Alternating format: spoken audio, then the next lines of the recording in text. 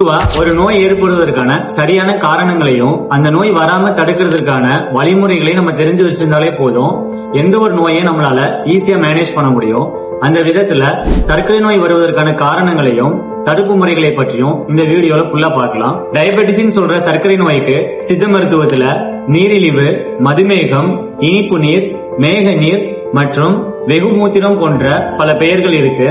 சர்க்கரை வியாதினா என்னன்னா, ரத்தத்துல குளுக்கோஸ் அளவு அதிகமாகி அதன் விளைவாக இன்சுலினோட எதிர்ப்பு தன்மை அதிகமாகறதுனால நமக்கு இன்சுலினோட ஹார்மோனோட சுரப்பு இல்லாத நிலையோ அல்லது இன்சுலினோட ஹார்மோன் செக்ரேஷனுக்கு குறையறதுனால நமக்கு சர்க்கரை வியாதி வருது. டயபெட்டிஸ்ல ரெண்டு வகை இருக்கு.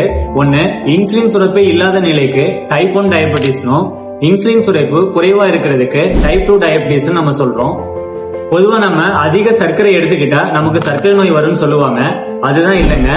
நம்ம எந்த ஒரு உணவை எடுத்துக்கிட்டாலும் ரத்தத்துல குளுக்கோஸ் அதிகமாகிற நிலைக்கு தான் ரத்த சர்க்கரை உயர்ந்த நிலை நம்ம சொல்றோம். சர்க்கரை நோய் ஏற்படுவதற்கான முக்கியமான காரணங்கள் என்னென்னு பார்த்தோம்னா, சரியான உணவு பழக்க வழக்கம் இல்லாமை, அதாவது மிகுந்த உணவு எடுத்துக்கிறது, அதற்கேற்ற போதிய உடற்பயிற்சி நம்ம செய்யாம இருக்கிறது, அதிக உடல் பருமன் மற்றும் மாவுச்சத்து மற்றும் கொழுப்பு சத்து உள்ள உணவுகளை நம்ம அடிக்கடி எடுத்துக்கிறது, மரபு வழின்னு சொல்லக்கூடிய தாய் தந்தை வழியாகவும் நமக்கு சர்க்கரை நோய் வருது.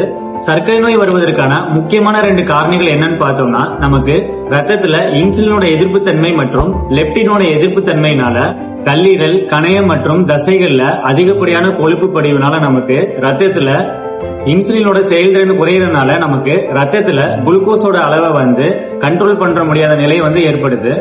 சர்க்கரை நோய் வராம தடுக்கிறதுக்கு சரியான உணவு முறைகளையும் அதற்கேற்ற உடம்பு உழைப்பையும் அதற்கேற்ற சரியான வாழ்க்கை முறைகளையும் நம்ம அமைச்சுக்கிட்டாலே போதும். நம்ம சர்க்கரை நோயை கண்ட்ரோல்ல வச்சுக்க முடியும். உங்களுக்கு இந்த வீடியோ பிடிச்சிருந்ததுன்னா நம்மளோட சேனலை சப்ஸ்கிரைப் பண்ணிட்டு உங்களோட ஃப்ரெண்ட்ஸ் அண்ட் ஃபேமிலிக்கு இந்த வீடியோவை ஷேர் பண்ண மறந்துடாதீங்க.